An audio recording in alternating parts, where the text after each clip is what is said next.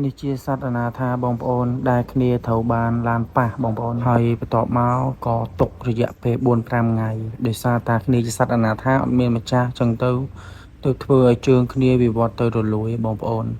ទម្រាំតាអាចសង្គ្រោះគ្នាបានជើងម្ខាងគឺត្រូវកាត់ចេញហើយ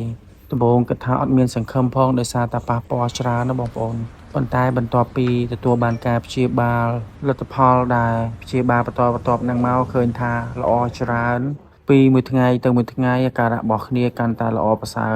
ច្រើនជាងមុនខ្លាំងមែនតើហើយគ្នាក៏មានកូនដែរដល់ពេលពួកខ្ញុំសង្គ្រោះមេកូនរបស់គ្នានឹងគឺយកទៅផ្ញើគេដែលនៅចិត្តនោះសិនទម្រាំតាមេអាចជាចេញត្រឡប់ទៅវិញហើយបន្ទាប់ពីព្យាបាលជាគ្នាក៏មានអ្នកដែលគាត់ស្រឡាញ់អាណិតទទួលគ្នាយកទៅមើលថែទាំងមេទាំងកូនហ្មងបងប្អូននិយាយរួមទៅពេលដែលព្យាបាលគ្នាជាគឺពួកខ្ញុំសប្បាយចិត្តខ្លាំងណាស់ឃើញគ្នាអាចក្រោកឈរបាន